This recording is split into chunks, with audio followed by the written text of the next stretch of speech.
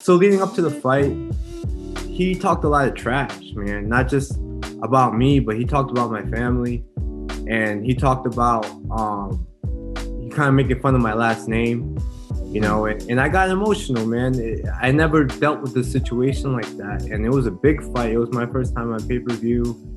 I was coming off a big win, and then all of a sudden I get this pay-per-view spot that was the featured fight. There was a lot on the line there, and in 5, 4, 3, 2, 1. What's up, everybody? Welcome to another episode of the Genius Brain Podcast, Zoom edition. We have the Asian sensation himself, man from Woonsocket, Rhode Island, kicking and kneeing people in the motherfucking face. We have Andre Soukhamthath. How have you been, my friend? I'm doing good, man. I'm doing good despite everything going on in the world.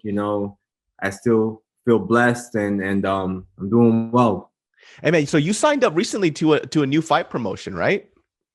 Yes, I did. Which promotion is that? It's not CES though. You didn't go back there. No, I didn't end up going back to CES. I was supposed to, but then the fight got canceled due to COVID. That's when COVID just started, and my fight got canceled from that.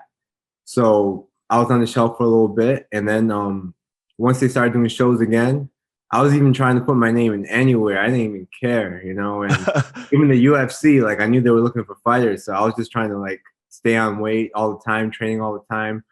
And then after searching a little bit, we found XFC. I've heard of XFC before. Actually, when I first started fighting, I used to see them on, there used to be a channel called HD Net. And HD Net used to show all the MMA fights. They used to have all the MMA shows. It was a huge MMA channel on DirecTV and Comcast and all that. So I remember them. I was just like, man, where they've been. They had a couple shows in Brazil, in America. They had great shows too. Produced a lot of great fighters that went on to Bellator, PFL, and even the UFC. So I was like, you know what? I'm gonna hit them up. And I had my my manager, aka my wife, hit up the matchmaker, and I actually filled out a tryout form because it was for tryouts, because I guess they were coming back with a big boom. They haven't had a show for 2 years, and they were coming back strong. So I filled out something to try out, and I was just like, wait, maybe there's a better way to do this. And then we just hit the matchmaker up and started doing business right there, and then boom, 2 days later I'm the main event and signed a 3 fights contract with them. Yeah, why would you sign a tryout form, dude? You're already at the UFC. I'm pretty sure they're not gonna say no. They're like, what the fuck? Why is this guy filling out this fucking form for? It was 2 years since I fought, and I just didn't know where I was at. And I was coming off of 2 losses, being released by UFC. Man, I was willing to do anything. I didn't care. Yeah. What was that like getting cut from the UFC? Because I know that especially after you defended your title, right? When you're at CES, you literally said, I want to be in the UFC. And the next thing I know, you're in the fucking UFC. And then, you had it kind of rough at the UFC, then you got cut. What was that? What did that feel like? Man, of course it hurt. It hurt a lot. It hurt even more knowing that I felt like I could have did so much better than the UFC. I was 2-5 in the UFC, but I could have easily been 5-2. Just little mistakes on my end that cost me the fights. And, I realized that, and I accepted the fact that they let me go. And, they can't keep a losing fighter on the roster. But I wish they would have gave me another fight, because, you see these people, it's usually 3 fights in a row and you get cut. I lost 2 in a row, and I had 1 more fight left in my contract. So I was kind of hoping and praying that they gave me another shot. But, Sean Shelby, the matchmaker, he hit up my manager at that time, other manager, and he was like, we're going to have to let him go. The roster is getting filled. And that's when they were signing a whole bunch of people, because they had the Contender Series going on. And they were like, but Andre gets a couple wins and he gets himself back on track, he can be back, So that gave me a lot of hope. I mean, you definitely But entered the 135. I mean, your division is fucking stacked. Like it is fucking crazy. Everybody's a yeah, fucking killer in that division. So you just never know what's going to happen. Like every time I watch like your weight division specifically, I'm like, Doc, who the fuck is going to die today? That's yeah, what I feel like. yeah, man. The 135 division is just so explosive, so fast, and at the same time, um, they carry the knockout power, you know, with the kicks and the punches. So it's a really dangerous division, and everyone's getting better, and the sport's just evolving. And I was, you know, of course, man, like, bro, like when I lose a fight, even before I got to the UFC, even before I was a pro, when I was an amateur, when you lose a fight, you could talk to any fighter, man. It's like, you know, we can talk about when we win. It's the greatest feeling in the world. Nothing compares to, like, doesn't matter what stage you fight at. Winning is like what we chase. That's Yeah. the goal that we chase, man. That's the high that us fighters chase.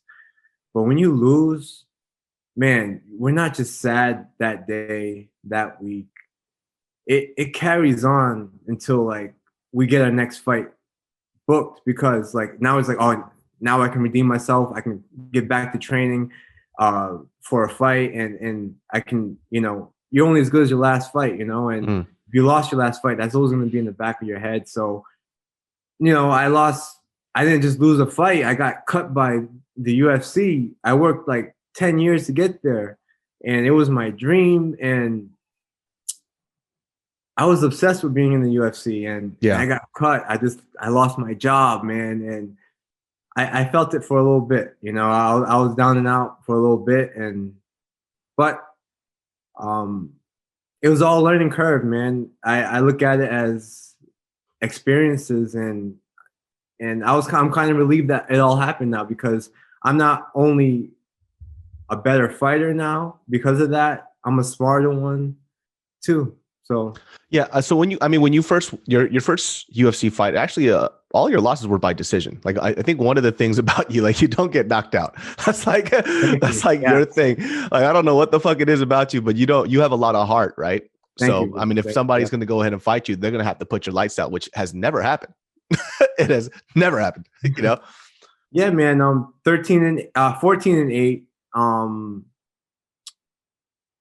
And my overall, I have like 50 fights, including amateur, including Muay Thai fights, including boxing fights. I have 50 fights, amateur and pro. And I've lost fights, you know, but I've never been finished. And I do take a lot of pride in that. You Yeah. know, I take a lot of pride in that. I'd rather go to sleep than tap. I'd rather, you know, if I get knocked out, you got to put me away. You Mhm. can't just rock me. I won't go out that way. You got to really put me to sleep. So that's always my mindset. Not just in the cage, man, but that's kind of how I am in real life. You know, I just keep on going, man. You can't knock me down. If you knock me down, you can't keep me down. So Who was the first person that you fought in the UFC? What was his name? it was Albert Morales, man. It Albert was Morales. That's right. Because I had a couple of buddies that were set to fight him after, because he got cut from the UFC as well. he got cut from the UFC too, and Yeah. And you lost that one by decision. I actually thought you had that one. I lost the decision. And once again, it could have been my fight. I made a decision to take him down when it was just a decision. Like, I'm not a wrestler, I'm a striker. Everybody knows that. But you know, when you're tired, and I took that fight in 9 days notice, you know, and I Yeah. had to lose about 25 pounds to make weight for that fight God in damn. 10 days. So you know, I was drained, I was tired, I was training the whole time, but when you do a weight cut like that, you're gonna be drained. So it was just my emotions kicking in, and my mental state wasn't there, and I went for the takedown, and it kind of failed me, and it cost me the fight. You know, I mean, so one of the biggest things that you're obviously known for, it's not one of the best things on earth, is the Sean O'Malley fight, right? And obviously Sean O'Malley right now is in a position where a lot of people aren't liking him as much, you know, which I'm pretty sure, obviously because of his mouthpiece, his last loss to Cheeto, he didn't really take it well on the chin at all, you know. When you took on that fight with Sean O'Malley, it was a pretty big deal, right? He's an up and coming young prospect at the time, and he still is now, but you know, he has a big mouthpiece on him, and you guys had a lot of drama coming up to that fight. When you fight somebody like that, right? And we'll get into obviously what happened in the fight after, you know, leading up to the fight. Like, do you actually like dislike this dude? Yeah, I do. Not so much now. It's like whatever now, you know. That's just the way he is. But So leading up to the fight, he talked a lot of trash, man. Not just about me, but he talked about my family, and he talked about he kind of making fun of my last name, you know, and I got emotional, man. I never dealt with a situation like that, and it was a big fight. It was my first time on pay-per-view. I was coming off a big win, and then all of a sudden I get this pay-per-view spot that was you know, the featured fight. There was a lot on the line there, and he was just talking so much crap about me. How can you make and like the thing is, he has such a big fan base and a bunch of like people just riding him, you know, like a bunch of yes men, all his fans, and no matter what he says, they ride with him. And like I would get messages every day, like hundreds of messages, and on my posts, like people making fun of me for being a good dad. Like, how are you gonna make fun of somebody for taking care of their children, the you know, to the best of their ability? Like I try every day to be the best dad that I can be, and he turned that into a joke somehow and mixed it in with some racial stuff, you know, and that got me really emotional, man. And a lot of people don't know. I might have said it a little bit before, and I posted it in my Instagram before, but I actually tore my MCL the day after I signed that fight. I tore my MCL in practice. It was a day right before New Year's. I will never forget it. And then we had that fight, and I just stuck to it. So that's why my cardio wasn't the best that fight too. No excuses, you know, but that's the truth. And if you go back and look at that post, you see him and his team did homework. They knew that I was an emotional fighter. They knew, you know, they had a whole game plan on me. That's why they chose me to call me out. That's why they called the UFC and was like, listen, we want this guy. You know, he's like Dana White's pet. They want this guy, and they picked me. And they did their homework. They got into my head, and they knew that I had a torn MCL. I don't know how they knew that, but they must have saw something online. I had a knee brace on or something. And then in the weigh-ins, his coach, he was like, we know about your knee, motherfucker. And that's oh shit. I had a poker face, but I was just like, oh shit. Like, how the fuck did he find out? Yeah. I don't know how he found out. Maybe through pictures, my brace. You know, I was teaching at a school at that time, and I was wearing the brace. Maybe I wasn't as careful as I should have been. You know what I mean? And yeah, he literally said that at weigh-ins. We know about your knee, motherfucker. And I was just like, damn. That's why, like, if you watch the fight again, right at the opening bout, he attacks my legs. He tried to keep my knee. You know, and they did their homework, and they did a well job with it. Yeah. If you could run that fight back, what would you have done differently? I mean, Sean O'Malley as a fighter, he's very unorthodox. He's very weird. Yeah, you know, like to his advantage too, his lexicon of strikes are up there. Like he does a lot of stuff that other fighters don't do. I mean, clearly we've seen in your fight and also the Cheeto Vera fight, you know, people are saying this guy's made out of sugar cubes because he keeps fucking breaking his fucking legs and shit. You know, so I mean, what would you have done differently? Man, I probably would have attacked a little more in the first round. You know, I thought that he kind of did wear himself out throwing all this flashy stuff, and my defense is good. You know, that's kind of something that I pride myself in too. I have good defense.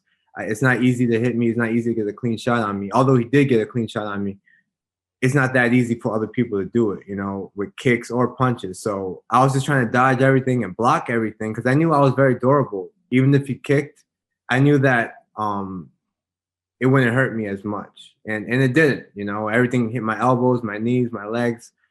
And I wish I would have just been a little more aggressive in the pocket and go to his body a little more and kind of put out a better output, you know. But I knew what my cardio was at that time too, and it wasn't the best, you know. I wasn't in the best shape that fight. So it's easy to say, you know, I will go back and fight the same way. I would have just stood up and I would have won the fight. Yeah. You know what I mean? And but really, man, my mind really just wasn't there. He caught me with a really clean shot in the first round, and I literally really didn't know where I was in the middle of the second round. And I finally woke up, and then I finally get this kid to where I want him at, you know, in the third round on the floor, and I want to pound on his face. So that's what I tried to do, you know. Yeah. I know he was hurt. I knew he was hurt, but I mean, I didn't know he was that hurt. And because I don't even know where exactly he either fractured something or did he fracture his ankle or what happened? But was it because you blocked one of his kicks? I don't know how it happened though. yeah, I blocked his kick. He tried to question mark kick me, and he kicked me right in the forearm. You know, usually my forearm would break if you're gonna kick it. You know, but I think I made of steel. Maybe I don't know.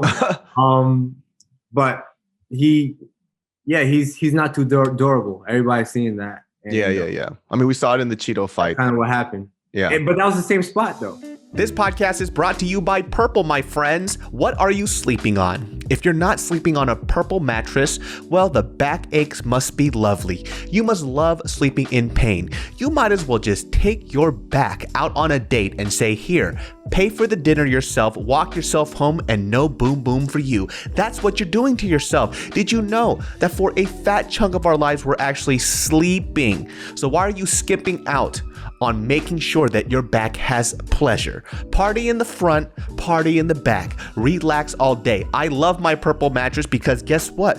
Comfort is reinvented with that specialty grid that Purple has. And it's also backed by science, son. Rocket scientists has actually developed the technology in the mattress itself to help you sleep better. Well, guess what? Purple really is comfort for an uncomfortable world right now. You'll get 10% off any order of $200 or more. Go to purple.com/GB10 and use promo code GB10. That's purple.com/GB10, promo code GB10 for 10% off any order of $200 or more.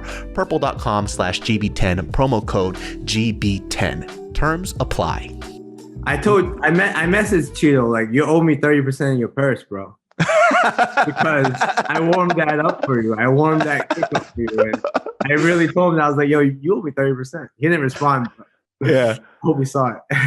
That's fucking funny, man. Yeah. I mean, after that happened, I mean, you definitely got a lot of flack for that part, right? Oh, man, it was bad. It was all over the place. People were talking about your fight IQ. And I remember that day I messaged you and I was just kind of curious because number one, I always want people to know, even when, like, for example, like I have opinions on fighters, right, or whatever. I'm not a fighter. I don't know what a fighter goes through in that cage.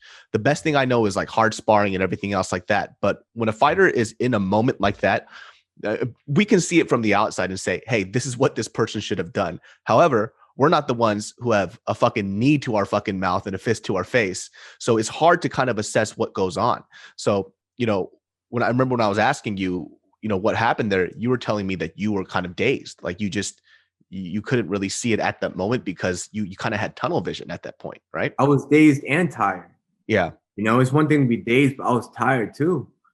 Like I said, I couldn't really do everything I wanted to do in camp because of my knee. Mm-hmm. So, you know, we found ways around that. I still made it to the fight healthy. I had a great team behind me, but I was dazed and tired. You know, if you watch that first round, he caught me with a clean shot right to the jaw. Yeah. I didn't drop. People say that he dropped me, but I did not drop. When you drop, your knee hits the ground. My hand hit the ground. And then I got right back up and he just unloaded with me. He unloaded on me. I was against the cage and he was just throwing everything in the kitchen sink at me. And some of it went through, you know, and that's what made me a little more dizzy. And then as the fight went on, I got tired. And you mix those two together, man, I was just going through instinct, and my instinct is fight, not winning that way. You know what I mean? Yeah. I'm a fighter. Did you have trouble hearing your corner? No, I didn't. I heard him say elbows, stand up, Andre, stand up, Andre. I think they said that, you know what I mean? It was just a weird place at that time, man. I was so dazed and confused, but I'm pretty sure I know my corner. They would have told me to stand up.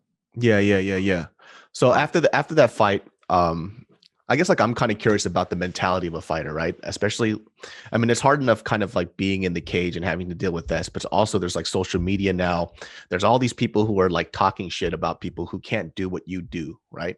So, I mean, obviously people were going on a tear. There was even some of your teammates had opinions about that stuff on a public platform, right? I think Rashad Evans was criticizing you publicly on UFC. How did you deal with that? And, you know, that's what people see, you know, when big figures like that, they say stuff, and it hurt, man. It hurt a lot. I had a talk with Sugar after that, Rashad Evans, and it was cool. But But like, I get it, man. I made the mistake, so I own up to it. Mhm. That's what I signed up for, and I should have done better than that. But at the same time, people really don't know how I was feeling. They don't know what I went through unless you were in that camp with me. You know, people that were with that camp with me, they saw how I pushed through with my knee, and I made it to the fight. And I was dazed and I was rocked and all that. But after the fight, where everyone, you know, really hating on me and talking shit to me and saying that I'm the stupidest fighter in the UFC, stupidest fighter in history. You know, you hear that so many times, you start to believe it, you know, and man, I fell into I was sad for a little bit, you know. I'm not going to say I was depressed, but I was really sad. I wasn't myself. I was moody. I wasn't the best dad at that time. I wasn't the best husband at that time when all that was going on, you know. And then and like I said, you know, when I said before, you know, I got my next fight booked. All right, it's time to forget about that. It's time to focus on this fight, and I ended up winning that fight. So you know, of course, I still get messages till today for the O'Malley fight, but I just laugh at it now because people make mistakes, man, and if you don't learn from it, then that's your mistake. I'm gonna try and learn from all my mistakes, and that's what I'm doing. Yeah. In your opinion as a fighter, right? And you know, when you take like these decision losses, right, and then you kind of go back and you look at this footage, I guess if I were to ask you to, like, if you had to critique your own fighting and like the way you fight in these losses, what is something that you feel like you can improve on? My fight IQ. Okay. Definitely. And that's what I've been working on these past 2 years, was my fight IQ with my team, American Top Team. I'm with American Top Team now. I've been with them for the last 2 years. And that's what we've really been working on. You know, there's a lot more technique in the training rather than just trying to take someone's head off, rather than just trying to wrestle and dominate somebody. There's a lot more technique to the training now. And there's so many coaches at ATT now too that they can really focus on you. And like, if you have a question, they'll slow down and break it down for you, and they'll stay the night. You know, they'll schedule a session with you and you'll get it down. So I've been working a lot on my fight IQ and just trying to visualize a little more and study a little more tape, not just of my opponents, but of myself, and be cautious of what they're good at. You know, I really didn't do that before. You know, I just went in and I fought. How come you never did that before? I was never really taught that. Oh, okay. No, I was when I was up north before I moved to Florida, you know, my coaches did that for me. All my coaches, my pops did that, and my boxing coach. But then when I moved down to Florida to train with the Black Zillions, there was so many studs in the room that a lot of the coaches didn't have time to do that for you. So you were kind of just taught how to be tough and taught how to go in and just fight on instinct, and which I really appreciate. You know, I learned a lot from that too. That's why my defense is good. That's why I've never been finished, you know, because my heart plus I've been through that in the training room. So it's nothing new to me with someone trying to smash my face when I'm almost knocked out and stuff, you know, like that's nothing new to me. But when I moved to ATT, I just saw that there was a lot more, they slowed things down a lot more, and it was more strategic. Yeah. The fight, you know, and definitely if you watch all my UFC fights that I lost, besides one maybe, all my fights were because of me. You know, I go to Mexico, I fight the Mexican Star. I dropped him 3 times with a jab, and I'm taunting him instead of finishing him. You know what I mean? I'm having way too much fun in there. It's not the time to have fun, Dre. It's time to go in there, get a second check, and take care of your family. You know, and I think I was real immature at that time, inside the cage and outside the cage. You know, I'm going to admit it. You know, I wasn't handling things personally a lot that good either. You know, and that you need to have a good foundation, and you need to be set. That's where all the great fighters, they have a great foundation. They're focused. They're 100% focused, and I can't say I was that. So that's another lesson I learned. Yeah. So for you grew up fighting your whole life then, because you said your father is your coach, and do you have any other fighters in your family besides you, or is it just you? No, just my dad and my grandpa, he fought. But I actually didn't start fighting till I was 18 Oh, out of high school. Yeah, before that, I was a soccer player, and I had dreams of playing for college one day. And I also played basketball. I played for the high school.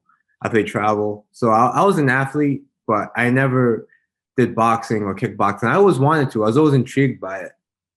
But I never got the chance to do it because I was just so focused on other sports. And then um, when I got out of high school, I started training at an MMA gym, and oh then wow. that was history.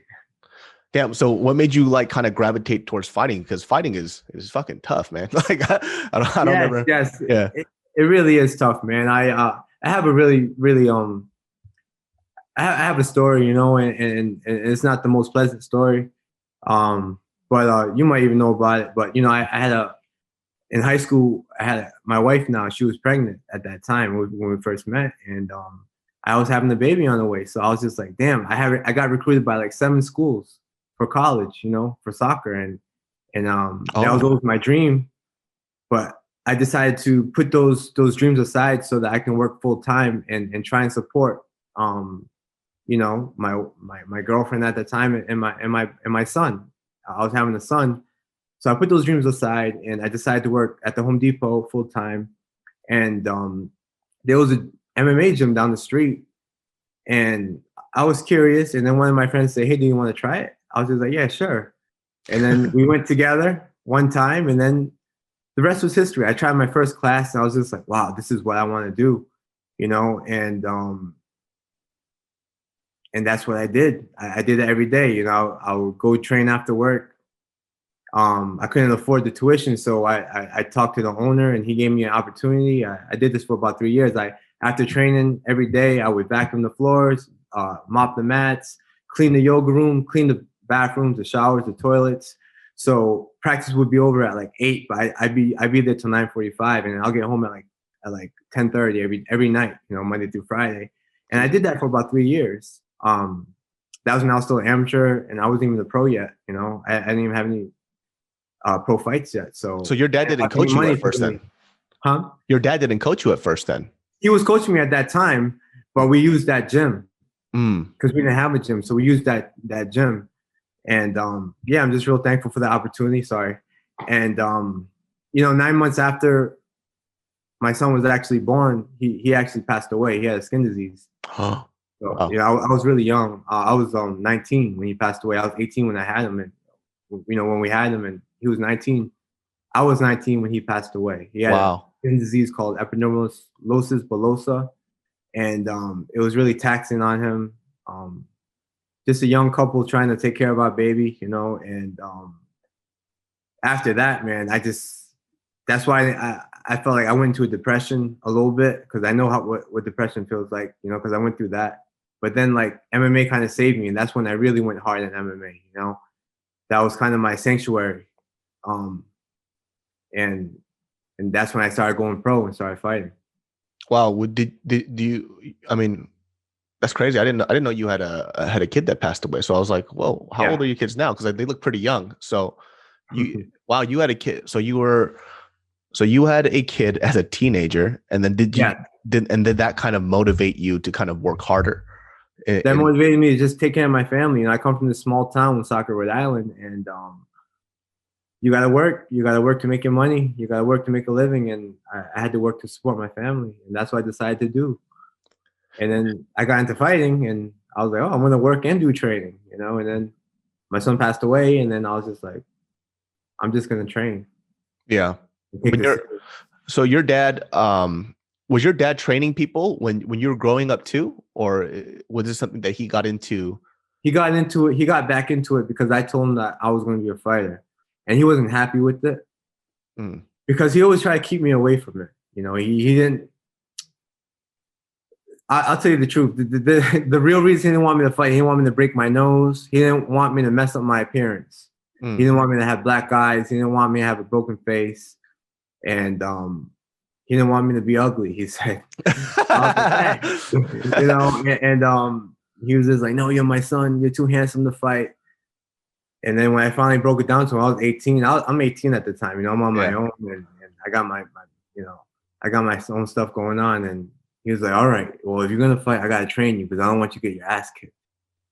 My dad is, he's just like that. He's very tough. So he's like, I don't want you to get your ass kicked. So I'm going to train you. Mm-hmm. So he trained me. And before we continue, my friends, this podcast is brought to you by Shipstation. Have you heard of Shipstation? If you haven't and you have an online business and you're selling things, what are you doing? Shipstation is a necessity. I use Shipstation all the time. If I'm shipping out products, selling anything, whether it's merch or you have a small business, you need to get on this. Let me tell you why Shipstation is so freaking amazing. No matter what you're selling, Amazon, Etsy, your own website, Shipstation funnels all your orders into one simple interface that you can manage from anywhere, even your cell phone. With Shipstation, small businesses can now access the same rates usually reserved for Fortune 500 companies without the contracts or commitments. This is super important. I need to have all this stuff connected. When you're shipping things through different mediums, if you have to constantly open up different apps to get to things, are you really going to do it? ShipStation makes everything so freaking easy.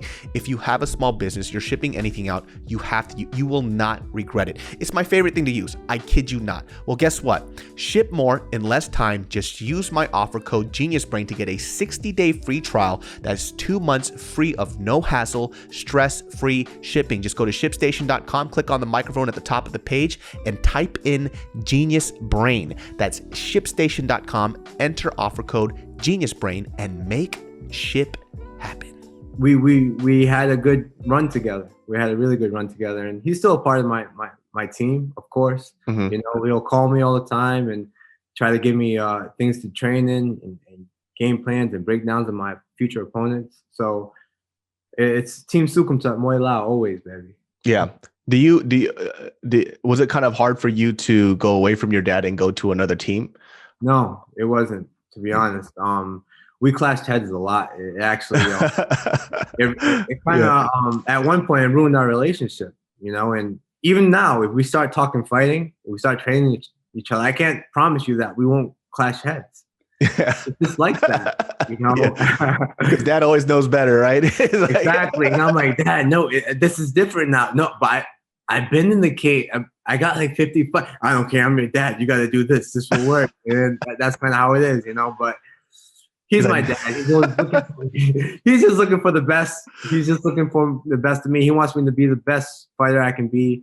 And the most important thing is I know he's really proud of me. You know, I know he's really proud of me. He tells me all the time, and it shows. You know, he's always bragging about me. So he's just proud of me, and he wants me to be the best I can be. That's it. Did you ever get into a lot of fights as a kid, or is this just something that you gravitated towards because you walked into that MMA gym? You know, that's what separates me from a lot of people, I think. That's why, because when I went to the MMA gym, I saw these guys, and I talked to them like, have you ever been in a fight before you got in a fight or started doing this? And they're like, no, I've never been in a fight at all. And yeah, I got in a lot of scraps growing up, man. That's all I did, really. I had a hot head, and I got in a lot of fights. A lot of people wanted problems with me sometimes, and I had no choice but to defend myself and fight. Mm. So I wasn't afraid to fight. I'm not afraid to fight. You know, when I go in the cage, it's just natural for me. Yeah. I mean, that's so, because fighting is it's like a scary concept. Like even for me, like growing up, I mean, you know, everybody had to throw fists here and there, right? But fighting against somebody who's trained is completely different.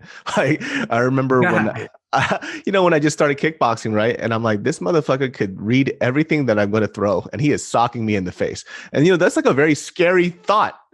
You know, because when you street scrap with somebody, usually it's two people who don't know how to fight, and you're just swinging to see whatever the fuck happens. And we get tired in like 30 seconds. Yeah. And then they break it up, or someone quits. Yeah. And then, you know, you're sparring with people, they're sweeping you, they're socking you in the face, they're punching you before you even know what the fuck you're doing. And I'm like, yo, what am I in the Matrix? Like, what the fuck is going on right now? You know? You know what, David, I felt the same way. When I first started training at 18, I was getting beat up by all these guys, and I didn't know what to do back, especially jiu-jitsu. I was getting tied up like a pretzel. Yeah. I didn't know anything at all. You know, I thought I was tough. I thought I was all big and bad, but no, I wasn't, man. I was getting beat up. And hey, you came a long way though. You gotta give yourself some credit. Like, I'll tell you something, jiu-jitsu is hard, though. Bro. doing good. I'm proud of you. Jiu-jitsu's fucking hard though, man. Like that's one of those things that's hard for me to like wrap my head around. I haven't given it like a full try yet, but it's hard, man. Like jiu-jitsu's like chess. Like I feel like that's definitely a smart man's like martial arts. Like you can't just walk in and expect, like even the strongest people, they get tied up, they get choked out. You know, it's so difficult. And then when I watch fighters like, or even like grapplers and wrestlers, right? Like every time I watch Habib, like when he retired, I was so sad. Like I'm still sad about it because every time I watch him, I want to see what this guy can do or what somebody is going to try to do to him. He's such a great champion. Yeah. Because I remember I just watched the Poirier interview with Joe Rogan, and then Poirier was like, yeah, he's strong. He's like, but you know, I felt people who were stronger, but he was like, it's not because of his strength. He just knows what you're going to do next, and he knows where to position his weight where you can't do anything. And he goes, that's something new that I haven't experienced. And he goes, that's the hard part about Habib. He's just controlling you constantly, you know? Absolutely, man. That's why some of these wrestlers, they're so successful when it comes to MMA, because they know grappling already. And then you learn a little bit of jiu-jitsu with that. And all they got to do is learn, be committed and learn to stand up. And to be honest, learning how to strike is a lot easier than learning how to wrestle and do jiu-jitsu on the ground. You know, with jiu-jitsu, it's like, if you want to be good at it, you have to really be committed to it. You know, I'm talking 3, 4, 5 days a week. And then you'll slowly start getting better at it. You know, you tell that to Ben Askren, dude. This motherfucker striking is fucking terrible. God damn it. Like, crazy. Yeah. At one point, he never needed it, you know, because just take guys down in ONE FC and Bellator and just do what he does, man. But, you know, when you go to higher levels, like I'm not going to say higher levels, but, you know, when you get different opponents, like UFC fighters that like to scrap and that have been there and done that and have training partners that can mimic Ben Askren, it's kind of different, you know? How do you feel about, because you're in the 135, is Michael Chandler 135 as well? No, he's not. No, he's 155. He's 155. He's a big boy, right? He's kind of small though. But you trained with, was he at ATT as well? No, he was at the Black Zillions. Ah, okay. Yeah, and then, I did some training with him. Oh, really? What's with that smile? Hey, man, you know, I'm happy for him. He's doing well. He's doing well, and you know what that I'm happy for him means? That means fuck this guy. Nah, not even, man. Like, you know, we got into it a couple times in practice, you know, and he said some things to me like, you know, I was a gym champion and things like that. Like, but I'm not gonna talk bad about the guy, man. I wish well for him. He's a great fighter, and it shows in the cage. You know, he's an animal in the cage. He's a beast in the cage, and that's something I really respect of him, because it doesn't matter how he looks in practice or how he trains in practice. He trains hard, but he trains a little different. Yeah. Like, you know, the whole group's doing this thing, and then he's doing this thing by himself. Like that, but you know, it's all good. It's working for him. And now that I'm working on myself, I realized that, you know, he was just doing what was best for him, and it's working, and good for him, man. He's an animal in that cage. And I mean, watching his UFC debut was so weird because it almost looked like he has been fighting in the UFC his whole life. When he stepped into that cage, he looked like he owned that fucking octagon. And, you know, it's not like he was fighting some fucking chump. Dan Hooker is a monster. And absolutely. Then when I was watching, I was like, why does Dan Hooker look nervous compared to Michael Chandler? It's his debut, and he looked like he was born to do it. And I think when I saw that, because I actually had my money on Dan Hooker, I was like, yo, he's about to show Michael Chandler what's up with these UFC fighters who have seen wars. Because, you know, when I saw the Dan Hooker and Poirier fight, that shit was a banger. It was all fireworks. Yes. Michael Chandler's going to have some fucking trouble with this guy who has such a bigger reach than him. And, you know, Dan Hooker's takedown defense is great. Lo and behold, this fool knocks this motherfucker out. I was shocked. My fucking jaw dropped. He has a great team behind him. And that's the team that I used to train at. You know, I have no ill will towards my old team, you know, but they put a lot of time into him. And it's showing, you know, because he didn't fight like that before. But now his gameness in the cage mixed with his different skills that he's learning at Sanford MMA, it's all showing, man, because he's an explosive athlete. Like I say, he's just a beast under them lights, and he knows how to control that. I think that's why he acted like he owned the cage. He belonged in the UFC because he knew it and he saw it for a long time. He's just a competitor, you know? Yeah. So what was it like for you, like growing up in Rhode Island? Is there a lot of Asian people out there, or were you just kind of like one of the few? No, there was a lot of Asian people out there, and that's a big reason why I got into a lot of fights. Because I don't know how it is in California. During that time, you know, we're about the same age. During that time growing up, from, you know, being like 10 to like 18, was there a lot of gang violence, like Asian on Asian gang violence? There's a shit ton of gang violence. that's all it was. Asian on Asian, right? Yeah, I mean, yeah, I think just because it was, you know, that's the thing. Like, people have a huge misconception about Asian people, right? When they say Asian, they just think we're all grouped up together. But Asia's a huge ass fucking continent. You know what I mean? And languages and cultures all alike. Yo, Asian people, like when people say like, yo, Asian people are racist, I'm like, they ain't worried about you. That Chinese person's talking shit about that Vietnamese person. Like, yeah, exactly. You know? So where I grew up, at that time, you know, I wouldn't say so it's like that right now, but you know, sadly, there was a lot of Asian and Asian gang violence. Yeah. You know, and I'm actually from Providence, Rhode Island. Okay. And then there's a Woonsocket, Rhode Island, right? And these two, the gang in Providence, did not get along with the gang in Woonsocket. I'm talking about not just fighting, but killings. Yeah. You know, and it was like that, like my whole middle school, high school, you know, life. And then what happened was my mom got a job closer to Woonsocket. So this Providence kid ended up moving to Woonsocket. And Rhode Island is so small. I'm talking about, it's probably the size of Fresno. Oh shit, okay, that's small. You know what I'm saying? And so, you know, I started living in Woonsocket, and then people see me around, and some people know who I am. I'm cool. I play soccer with some of those guys, ready to play for the team. Boom, I have some friends already. But the guys that don't know me, they're like, where's this kid from? Oh, and then the word gets around, I'm from Providence.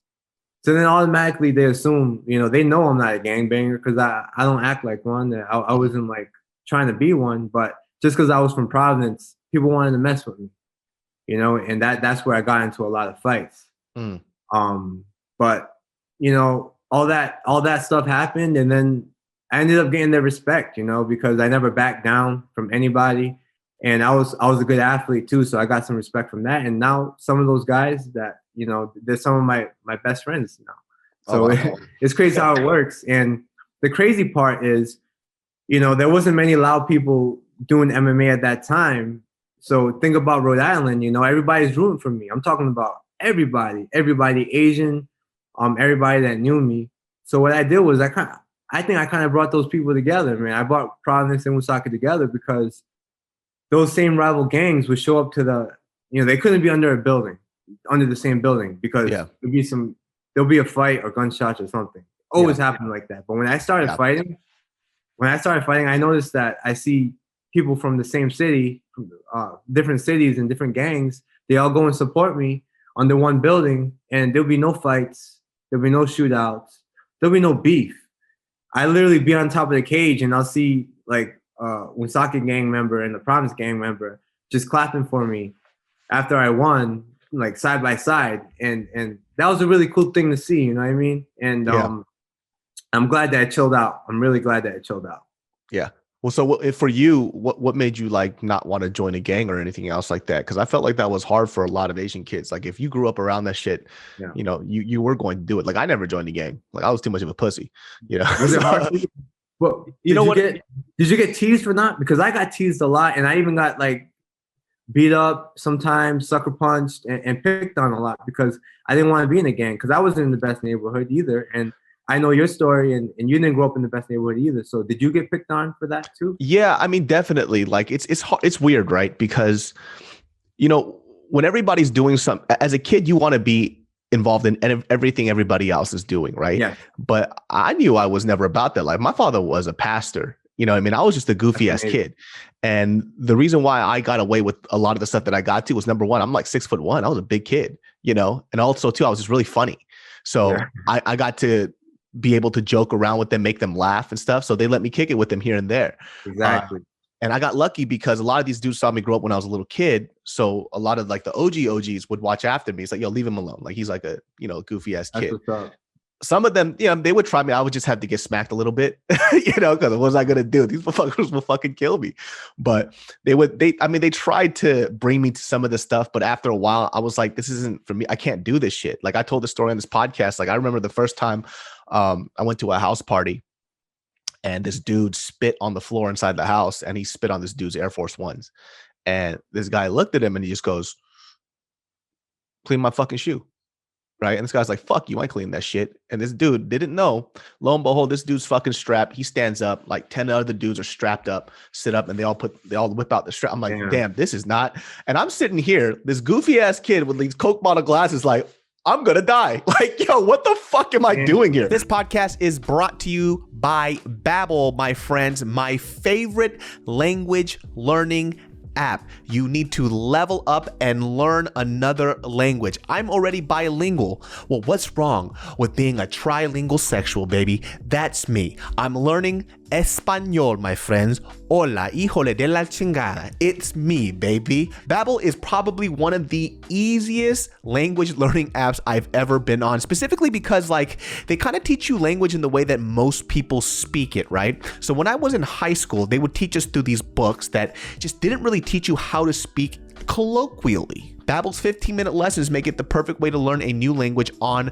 the go. Unlike the infamous language classes you took in high school, Babbel designs their courses with practical, real-world conversations in mind and things you'll get to use every day. Plus, Babbel's speech recognition technology helps you to improve your pronunciation and accent. Super important, muy importante, my friends. Right now, when you purchase a 3-month Babbel subscription, you'll get an additional 3 months for free. That's 6 months for the price of 3. Just go to Babbel.com and use promo code GB. That's BABBEL.com.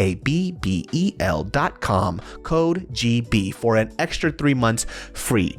Babbel, language for life. It's just kind of crazy. Yeah, I didn't want to be involved in that type of stuff, but it was hard because you're the goofy kid. So sometimes too, they would just make fun of me, poke fun at me, and I just had to sit there and laugh and take it. So it was weird because I wanted the protection, but I just didn't have the heart enough to be in a gang, and it's not like I could do it, Yeah. Same with me. I think the juniors they messed around with me a lot, and the OGs never messed around with me. They respected my dad. My dad was really well respected, and I could say I had good guidance from my father. He always told me to be a leader, not a follower, and he actually signed me up to a private school in middle school to keep me away from all that. So I went to a private school in middle school, and but I would come home to the same stuff. You know what I'm saying? Like I'll be at this private school, but I still live at the same place. So I'll come home to the same stuff, and I'll face the same problems. Like these kids, go to the park and I made fun of. People picking fights with me. People call me rich boy because I got fake polo socks on because my mom wants me to look decent. But it was kind of tough growing up in that aspect. But sports saved my life. Once my dad put me on the soccer team, once he put me on the basketball team, it was a wrap, man. That's what I was focused on. We talk about we want to be a part of something. We want to do what the other kids were doing. I wanted to do what the soccer players were doing. I wanted to do what the basketball players were doing. I see people on TV, the NBA, the World Cup. I wanted to be there. I wanted to be on TV and be a professional athlete, and that's kind of how my mindset was always growing up. Mm-hmm. Yeah, man. I mean, it's interesting how a lot of these extracurricular activities do help people out a lot. That's like with these after school programs are very important for a lot of these kids, and people don't even think about that stuff. Like a lot of the funding, I don't know where it goes into schools, but after school programming is something that I've been a huge advocate of because there's some kids just aren't really good at school. They just need some other place to be outside of it. And if you're not going to provide an area for these kids in bad areas to be at in a productive environment, they're going to find stupid shit to do all the fucking time. I'm pretty sure we all grew up with people who probably were really bright and smart people, but they just were stuck with the wrong crowd and they end up in the bad place. Like I remember I had a homie who ended up in jail for jacking cars, right? jack cars like a shit ton. And, back in the day, you jacking cars, you go to jail for like 5 to 6 years easy. But Yeah. he had done it so many times. He told me after he got out, he kind of changed his life, like kind of found God and everything. That's But great. he told me his first night in prison, he heard a dude getting raped in his cell. Oh God. And I was like, yo, what the fuck? And he came out of jail fucking yoked. And I was like, yo, what happened? Like, I was like, bro, you're fucking. He goes, number one, you have nothing to do. And number two, I didn't want to get butt fucked by any fucking inmates. So he had to gang up with a bunch of Asian gangs, right? Which he didn't want to. He was jacking cars. He wasn't a thug. He was just stealing shit. So he had to go ahead and pretend to be something that he wasn't just because he was so scared. And he had to yoke up and he was all tatted up and shit when he came out, Yeah, and I can't imagine the gang life on the West Coast, man. It's probably different from small Rhode Island, man. It's probably 10 times more. You know what I'm saying? So it's like I get it, bro. Yeah, I mean the gangs. I don't know too much about gang life now, but I just know back in the day, just because a lot of my friends were in it. So depending on whatever set you're from, a lot of these like gangs that people don't know about, Asian gangs, it's not from like it's stemmed from like Asian mafia shit. So. Specifically out in the East Coast, like Chinese people don't know that's like Chinese mafia shit, like from early on in the States when the first like Chinese immigration came. Like these people, number one, were getting bullied and punked or whatever. So they grouped up because the police wouldn't come and help them. Nobody gave a fuck about these human beings. Wow. And so these are like gang members who came from like Hong Kong and whatever, and they built up these huge fucking mafia shit over here, and they kind of dealt with like the whole cocaine and all this other shit and all these other like privatized drugs, and that's how it all started. And then you have little factions that started growing. Then the young ones start their own gang. Young ones start their own gang. Yeah, that's kind of how it like, if you grew up in that, it's kind of like you see that all the time. Your big brother, your cousins are in it. Then that's kind of like how the water flows right down. And listen, I don't see anything wrong with it. Like, it's all good. Just yo, if I didn't do nothing to you, please, just could we be cool or leave me alone? And I get that respect a lot on the East Coast, and people that know me and stuff. I'm really thankful to be on the good side of a lot of the gangs. You know what I mean? Yeah. But it's a crazy lifestyle, and it wasn't for me. Yeah. So what's your next move now? Now that you're are you trying to get back into the UFC? Like, where do you see your fight career going from here? That was my biggest problem, man. I always looked ahead. I was always trying to, all right, after this fight, I'm going to do this, or I'm going to try to get this next contract, or I'm going to try to get crack the top 10. I'm just chilling, bro. Like, I just fought in November. I won that fight against a tough Brazilian, a 2-time world champion in Muay Thai. He was 16-8. And he was a tough fight. I mean, you definitely fought different. You were a lot more patient in that fight. Yes, I tried. I tried to be smart. I didn't, I also had a fractured wrist without even knowing it. I feel like does every fighter just go in all fucked up? Like, I think it's impossible, right? Sometimes. Like, yeah, you're never gonna be 100%. And my wrist was hurting that whole camp. I didn't know it was fractured. I wouldn't have took the fight, so maybe I went into the fight if I knew it. But after the fight, I find out my wrist has been fractured for a long time. So I was in a cast for about 8 weeks, and I've been training off the cast now for about 3 weeks now. And I'm hearing that there's going to be a card in May. So I think that I will be fighting in May again for XFC. I have 2 more fights with them, and they treat me good. And I think they have some cool plans. They're doing some big things, man. At this point, it's like I've been in the UFC. There's Bellator, there's ONE FC, there's XFC, there's PFL.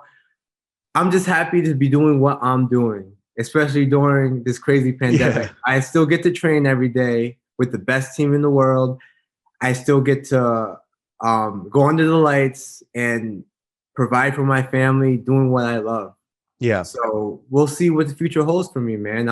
My main goal is just get the job done. I got to go in there, win my fights, and whatever comes with it, it'll come, So you're with ATT now. Who's the head coach over there?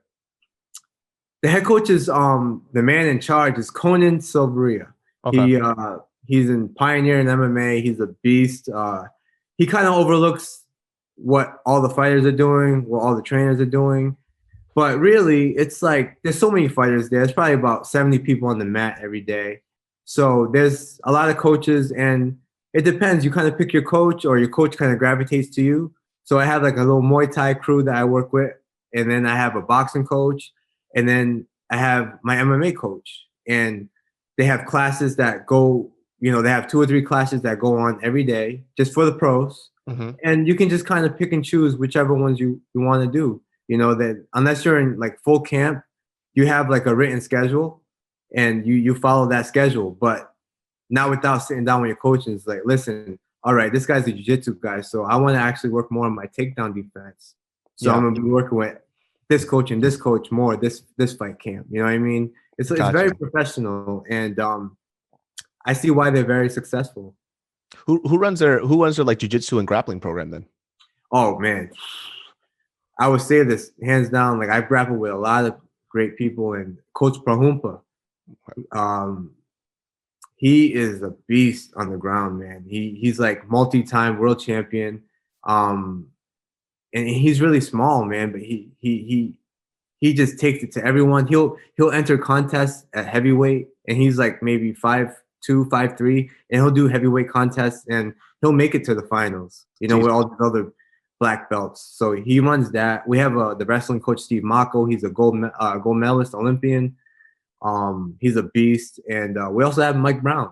Everyone knows who Coach Mike Brown is. Yeah. He's from the Northeast, just like I am. So we click real well, and he has a great game plan. We have great Muay Thai coaches, and great boxing coaches. We have so many coaches, and all the coaches are so genuine, and they really want what's best for you. You need something, and they're always there for you. It's nice.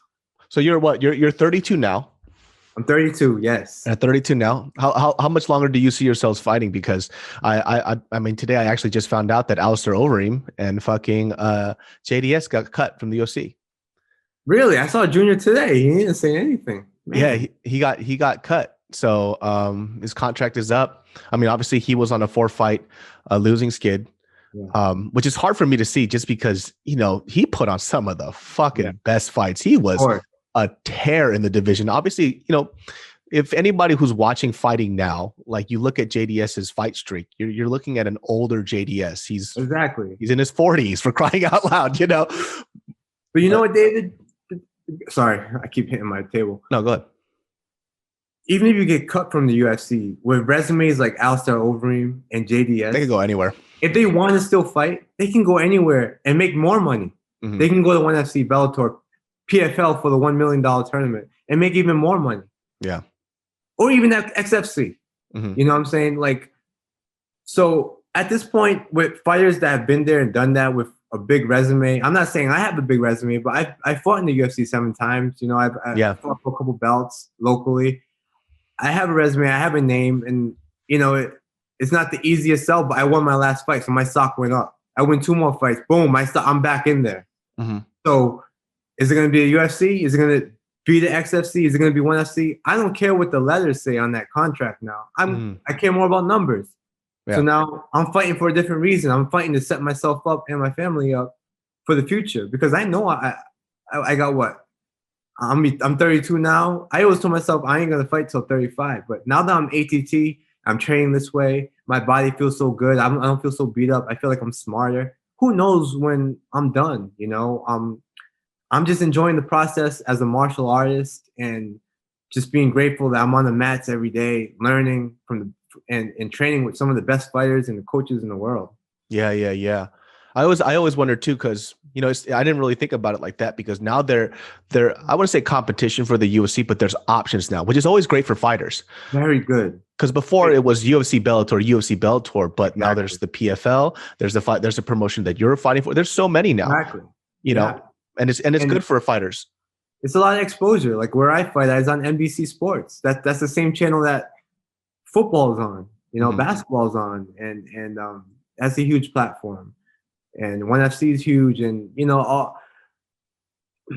these promotions are getting so smart and they're starting to care more about the fighters. And that's why I really like the XFC. You know, they care a lot about the fighters and they try and do things right by the fighters. So yeah, I'm really happy where I'm at right now. So you're definitely, for you in your stage of maturity, you're not looking to like look for a belt anymore. Like that's not your thing, because you were a champion. I mean, you know what that feels like to have that belt, and you defended your belt. If the time comes to fight for the XFC belt, I would be more than honored to. But I'm also that type of guy that, just because I'm a UFC veteran, I deserve a title shot. I don't think like that. A lot of people might, but I don't want that belt. I want to earn that belt. I want to get like 2-3 solid wins and really earn that belt and fight somebody that earned a title shot. Mm-hmm. I don't think that it's fair that someone just comes in from a different promotion and fights for the belt right away. Why are you the XFC champion? Because you're a UFC veteran? That's a totally different promotion. No, what can you do in the XFC? What can you do in the UFC? What can you do in Bellator? I think that's how it should be. How do you feel about like these upcoming fights? Obviously, when this probably post is already going to be there, but for example, like Adesanya, he moves up a weight class and he's already in title contention. He's a contender for the belt. What do you think about that? Well, you know how it went down when John Jones decided to go to heavyweight, and then that fight, the fight with Jan and Dominic Reyes, that was for like not even the interim belt. That was like for the interim belt, So the light heavyweight is kind of looking for like new blood right now, and Israel's been on the tear, and even though he's been at 185, he's been putting on a show, and he's the man. So I think that he definitely deserves going up to 205 and challenging for the belt. Yeah. Plus he's my boy, so I gotta bad mouth him. I feel like he really deserves the shot for sure. When I look at somebody like Jan Blachowicz, like he's only an inch taller than me. This motherfucker looks like he's 6'6". He's 6'2". This fool's fucking huge. Like, what kind of 6'2" human being looks like that? I tell you what, and that man carries some power. When he kicked Dominic Reyes once in that rib and it just turned purple, I was like, yo, how? He didn't even turn his hip on that kick. I was like, how hard did this fool hit? Oh my gosh. Some people are just born with that power, man. And you can see the way he lives. You watch that UFC countdown. He's in the snow. You see that? Yeah. Some icy. Listen, I could do that. It'll probably take me a couple, but I'll do it for like 2 minutes, maybe. I don't know, with my will. But he does it like enjoyingly. Like, what I would do, right? I would dig up the hole, and then, all right, hey, you're timing. You better be timing. 10 minutes, 5 minutes. I'm jumping in. Start the clock. Boom, I'm jumping in. This motherfucker is in the fucking pool while he's shoveling the ice out. The time didn't even start yet. So I'm like, this guy's just a beast, man. He's like chilling in there. You would think, like, if somebody gave him a sandwich, he would just eat his whole lunch while he's chilling in this ice pool. He's chilling in that, yeah. This fool said he does that for no less than 5 minutes, max 15. And I'm like, hold on a second.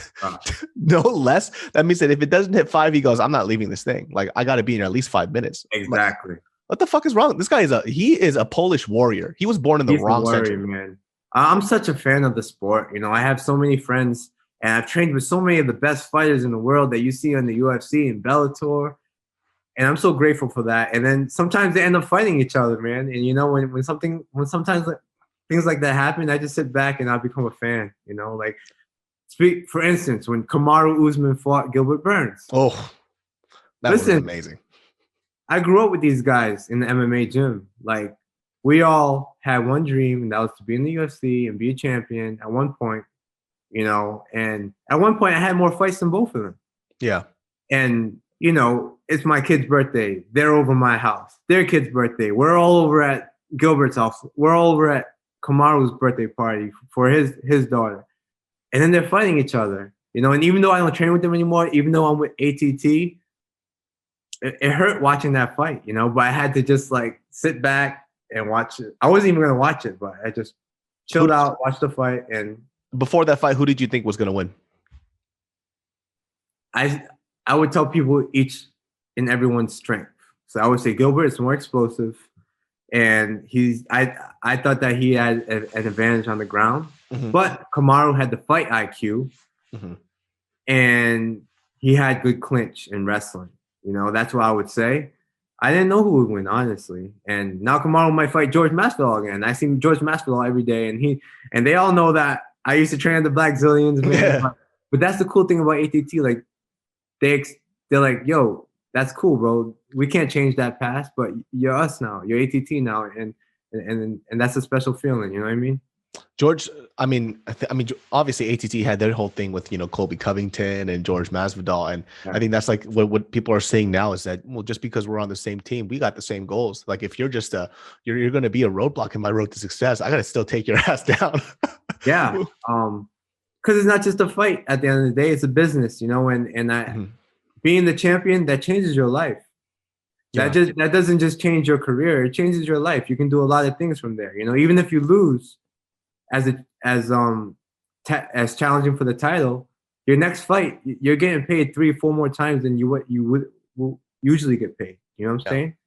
And when you are champ, forget about it. You're getting paid maybe like 10 times more. Yeah. Plus endorsements. So it's a life changer, man. And it's not just a fight, it's a business.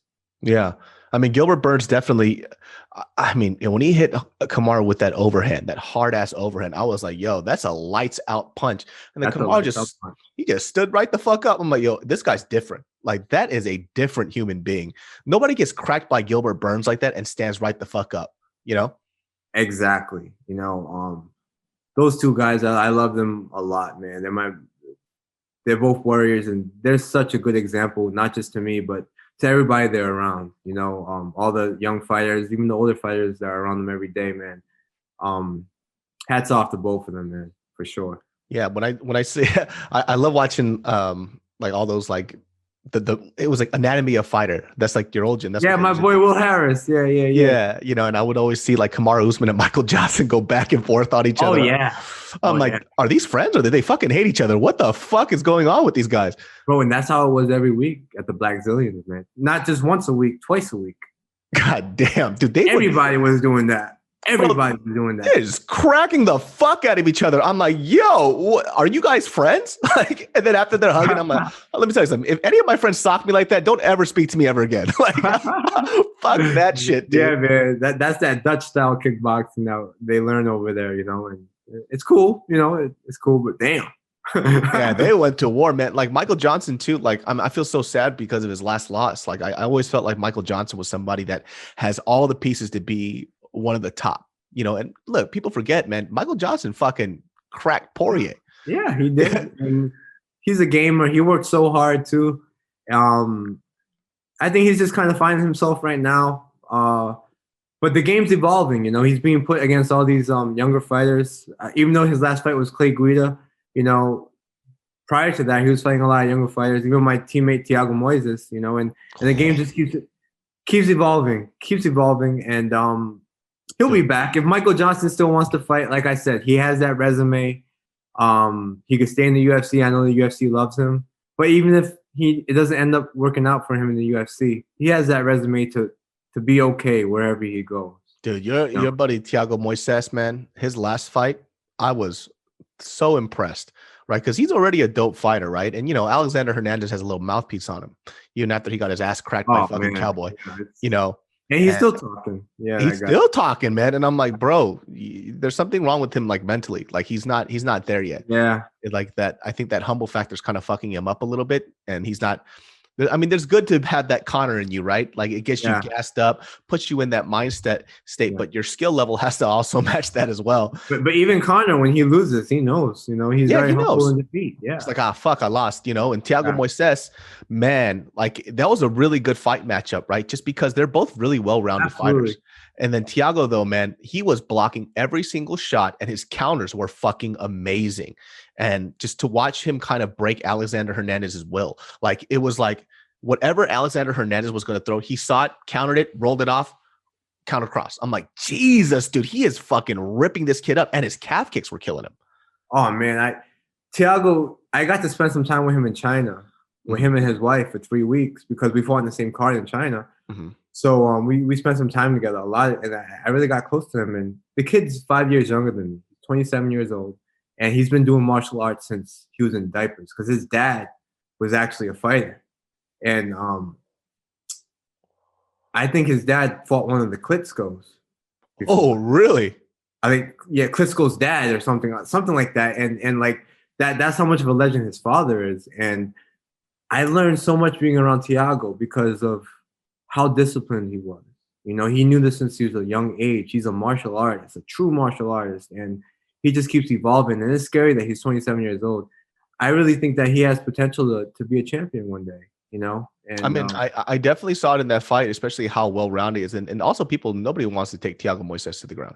Like, you know, no, absolutely. You do not want to take it to the ground. So it's like to see how great his stand-up was, which I knew it was already decent, but to see how well he handled it. And number one, he was just right in front of Alexander Hernandez's face. He's like, bro, fucking bring this shit. I'm going to tear your ass up. I was like, dude. And towards the end of the round, he goes, let's go. Let's do this. Let's go, bro. Let's go. And he's not like that. Let's go, bro. He wanted it. And he's a product of his environment, because I'll tell you what, all those little rolls, all those little step backs, those calf kicks, we drill that like 3 times a week.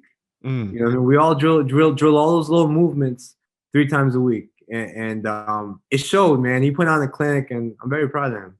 Yeah, I mean that fight card, obviously the main event wasn't that great, but you know, which I was kind of surprised because it was, you know, Rosenstrike and Cyril Gane, but yeah, that fight made up for all that shit. Just to watch how technical and how much of a clinic he put on. It was so good. It was such a good fight. I was so shocked. How about the Pedro Munoz fight too? Oh, dude. Bro, I thought somebody was gonna die. That's how Pedro trains, bro. Really? Like when I'm going to spar with Pedro, I gotta get mentally ready. All right, I'm about to spar this motherfucker. Hands up, chin down. Don't make no mistakes. If you make a mistake, get out of there. Woo, he's such a beast, man. I love it. That motherfucker was throwing only haymakers. And I'm like, dog, this was fucking insane. His calf kicks. Oh, his calf kicks were insane. The coaches at ATT are amazing. The coach Cattell Cubas, I don't know if you saw my story the other day. Sean Shelby tweeted, history of the calf kick. Cattell Cubas started teaching it at ATT years ago. And that's the man right there. And if you search Cattell Cubas on YouTube, you'll see how much of a savage he is. Like, he used to train with Anderson Silva and my other Muay Thai coach, Makahon. Just a great group of trainers there. Dude, man. So that makes a lot of sense too, just because, like, you know, the calf kicks have been coming in, I would say, in style, like within the last year. But to watch, like, it's hyper effective, right? Even when we light spar now, like, I'm just lightly throwing it out, and you don't have to throw your full hip in it. It's really quick. No. You just need to touch it. Yeah. Even if it goes chin to chin, your chin's gonna hurt, but his chin's gonna hurt even more. Yeah. It's just a tap, and then you just kind of see what happens, and it's right there. So it's almost like, for me, like throwing like the low leg kick, it's hard to set up because I just don't see it. I don't have enough practice, but it's so much easier to set up a jab and kind of like tap the calf kick in fun sparring, light sparring. So when I saw that, I was like, oh, it is actually a lot more accessible. It's just, I think for, you know, it's better against takedowns too, because it's not so high. Yeah. And it's a lot more hidden, you know, like you just can't see it. It's so quick. So I was like watching him just get out of the way. Man, that fight was so nuts. Like, just watching the haymakers and those fucking calf kicks. I was like, first of all, how the fuck were both those full standing? Because he was getting calf kicked too. And he was getting hit. He was very broad that night, man. And once again, 135 division, man. Such a great division. I was a fan that night. You know, even though I trained with Pedro, I was rooting for him. I was a fan of both. And I'm proud of both those guys too. I don't know Jimmy, but damn, what a good fight. Man, I after that fight, I want to see Pedro Munoz, if he wants to, run it back with Cody Garbrandt, maybe, right? Just because they were going so back and forth. Like, Pedro got rocked super hard, and then he pulled it off and then cracked the fuck out of Garbrandt. So I always wanted to see them run that back. Yeah, man. That'd be a good one. But I don't think he would do that. Good. Cody's. I mean, I'm glad to see him fight a little smarter. I mean, especially when he did that fucking crazy like knockout of the year shit off the cage. Yeah, and that shit was nuts. I was like, dude, he's get a little look away. That takes some balls, man. You could tell he's a confident guy because he pulled that off. Beautiful. Yeah. So for you, if I had like one more question for you, if there was one fight that you could run back, which fight would it be? Oh, Malley fight. Okay. Bro, I I work my ass off so bad, and I'll get back to the UFC just to get that fight. I want that fight. Because I know my potential and I know my mistakes and I know what I could have done. You know, I don't think coulda, shoulda, woulda, but I know me, man. And obviously I knew I was more durable than him, and it showed. And that goes a long way in fighting. People don't think that, but defense wins championships, you know? Now with my fight IQ and a little more offense, bro, it'll be a totally different fight. And I'm glad people seeing how much of a spoiled brat he is too. The fight and like, oh man, bro, you lost. You lost fair and square. You lost. You know? Yeah, I mean so Cheeto Vera trains with Timo Yama, right? And I have a friend, Ron Skolsdang, that trains with him too. And he always talks about just how durable Cheeto is, right? He's also just one of those dudes that are just sturdy as fuck. Yeah. Just gangster as hell. And then you hear something like the reason why I disliked Sean O'Malley in that fight was because what the fuck does your ankle have to do with your ground defense? You didn't get knocked out because of your fucking ankle. You got knocked out because you couldn't defend his ground and pound. So I kind of saw his will break and he gave up, and that's why he lost. So it was weird for him to say he got lucky. It's like, that wasn't luck. What does your ankle have to do with your ground defense? Like, you got ground and pounded. That's the difference between the savages and the fighters. Like, there's a lot of different fighters, but then there's savages that will go down those deep waters that would literally put their health on the line to try and win the fight. You know what I mean? Like, and not everybody in the UFC would do that. Maybe 10% of them. That's it. Yeah. You know, and we've seen it multiple times too. Like, you know, people didn't even know before, you know, Habib's, was it before he fought Gaethje or Poirier? He had the mumps. This fool was like with a deadly virus or a disease, and he still kicked ass, right? You see your old teammate Kamaru Usman. Fool had two fucked up knees and a fucked up shoulder, and he won a belt. Bro, he has to walk down the stairs backwards every time. That's fucking nuts to me, dude. Like, what the fuck? How is he doing what he's doing? I have two fucked up knees too. I'm not doing the shit that he's doing. I'm not going for takedowns and wrestling people. My knees, once my knees hurt, I'm like, hey guys, time out. I'm done. Like, I can't do this shit. That's cool, man. It's great that you're such a fan, bro. Yeah, man. I fighting it to me is one of those things I really enjoy. Not for the blood or anything else like that. It's because I like. Though I'll always make commentary about what a fighter does or says. This is from a fan perspective. I know I can't do what they do.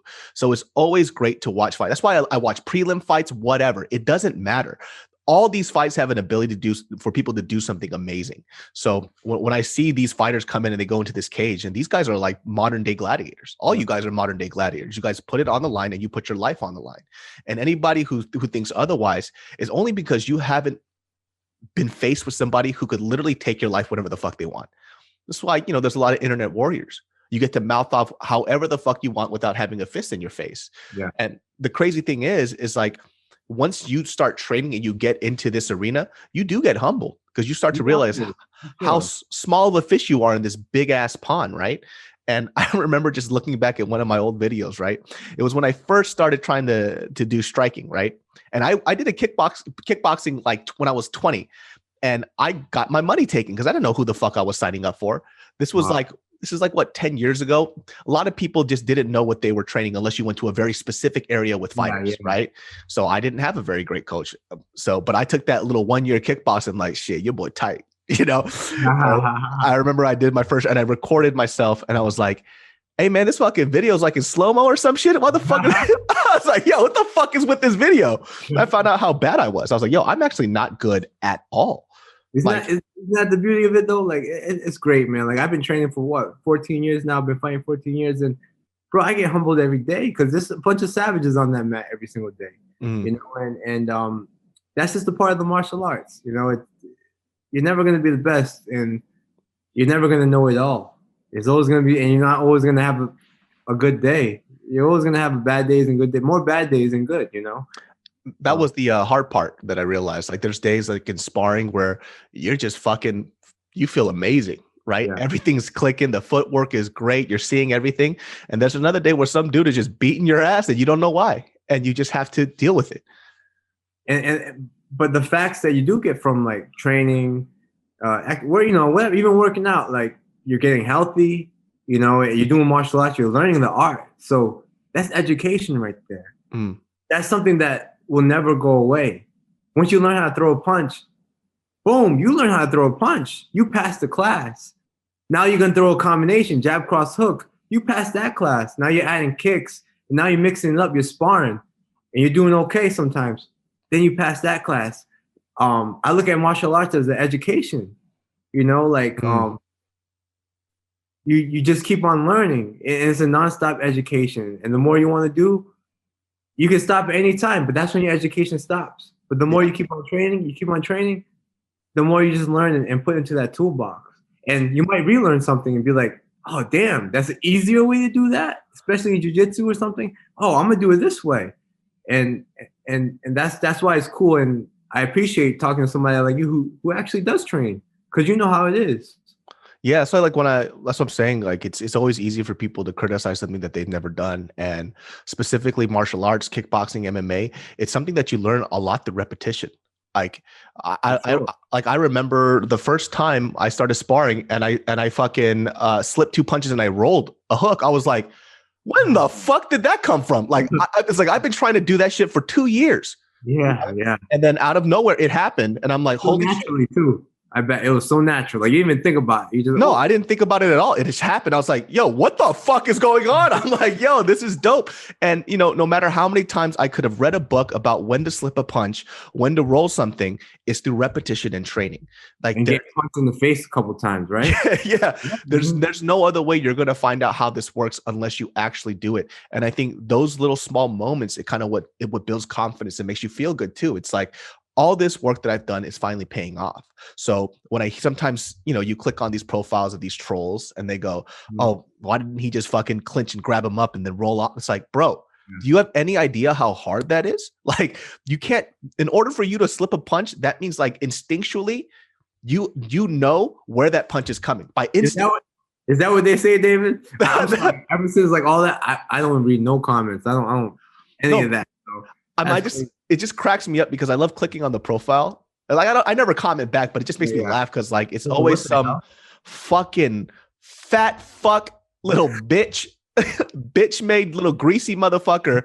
Yeah, that, and he shows a video of him kicking a bag, and it's the worst shit I've ever seen. It's like it's only gonna get worse, but it's all good. Yeah, and I'm telling you, hey, get punched in the face. Your fights now, right? I'll tell you this, training has made watching the UFC a lot more fun too. Like it's been because before I couldn't see a lot of stuff that other people were seeing, and I'm just like waiting for somebody to get knocked out. But now, like when I see somebody grab position, I can see what they're doing, especially like on the ground and up against the cage. Yeah, I can see what the next moves are, and it gets me excited because that's dope. Because you're like, oh, and then they might do something that you're thinking, or they might do something totally different. You'll be like, what the fuck? Yeah, it's crazy, and it just made the sport so much more fun. And that was like the main reason why I wanted to start training again, was because I just didn't want to be like those people who had an opinion about something when I didn't know what the fuck I was talking about. And when I went to a UFC fight, it was specifically the Garbrandt. It was a fight with Garbrandt versus Dillashaw, and then Mighty Mouse versus Cejudo. Right? Yeah, it was in LA. And then that was the first UFC fight I had. I was like 6 rows back, and I was like, I'm never going to go see a fight live again, because everybody fucking next to me were these fucking armchair experts. Yeah. And they were screaming some of the stupidest shit I've ever heard in my life. And I'm like, put him in the face. yeah, shit like that. And like this dude, so this is fucking funny. So I'm watching this fight, right? And there's a guy who clearly bought this ticket for his girl next to him, right? They're on a date. And this fool is literally just spewing random shit, trying to impress her with his like fight knowledge. But he literally knows nothing about fighting. And he's like, why is he not just putting him in a fucking guillotine? He'd be lights out. And I'm like, what the fuck are you talking about, dude? They're standing up and striking and exchanging. How the fuck is he just going to jump on this dude and put a guillotine on him? So he was literally just saying whatever. And this girl looked at him like, he doesn't watch fighting at all. But a majority of the people in that crowd are like him. They just want to see somebody get killed in the cage. So they don't know what they're looking at. It's because they don't train, Yeah, and the sad part is like, that's what we do it for, It's crazy. Like we entertain those people, but at the same time they're buying the tickets and they're supporting us. So it's like, I appreciate all the fans. But you do get a lot of fans like that for sure. Yeah, man. What you do is a very unique thing, man. Like getting to know a lot of the fighters and seeing what you do, I definitely can tell the difference between what a fighter does and then what somebody else would do in your situation. And that the answer is like we can't do what you do. It's a mental thing. The mentality of getting in a cage and watching people watch you fight scares the shit out of me. You almost feel naked. You're fighting. You almost feel like. I feel like that sometimes. Like I feel naked, but I'm fighting somebody naked. You know what I'm saying? And it's something that you have to learn how to get used to. Like just like anything, it's like you get a lot of anxiety going out before the fight. Like I get my anxiety is at 100. Damn, I'm about to fight somebody. Yeah. Okay, you're up in 3 minutes. Woo! But then it's like, all right. For most fighters, I'll talk for myself. If I know I put the work in, if I know that I had a good camp, I had no bad injuries and stuff, my mindset was right, I'm confident, and that's probably what you saw in my last fight. That's why I was so confident. That's why I was so calm, because I knew I did all the right training. And I knew that I had a good camp. And that's just how it is, man. Like once that cage door closes, all that goes away. And you got to learn how to kind of just like, and I'm still learning this, you know what I mean? Like, it's not something you could just learn. Like, I'm still learning this. I'm not the smartest guy in the book, you know what I'm saying? So I learned through experience, I can't just like look at something, oh, this person, no, I'm learning through experience. And I'm like, all right, you did this long enough. So you got to learn how to just focus and zoom in. You worked hard, boom, time to put everything together. Yeah. And even though when you do kind of, you're still dissatisfied. So. I mean, that's the beautiful experience of martial arts. There's always room to level up. And like you said, you're never going to know everything, even by the time you die, and that's the beautiful part. Like it's just, there's always room for growth. And every time you level up, it feels better and better and better. And I love it, man. I love it. I can't go like, if I go a day without it and knowing that I cheated that day, if it wasn't like my day off and I went, I'm not the same person. Yeah, I need to do something. Yeah, well, hey, man, thanks for stopping by on the podcast. Is there anything you want to plug? Hey, man, I just appreciate you putting me on here and appreciate all your support throughout these years. You guys want to follow me? Andre Souk MMA. Hey, man, I wish you best on your endeavors, man. I appreciate that, man. Thank you. Sure. All right, brother. Hey, all right, bro. I'll see you. Keep in touch. Yes, sir.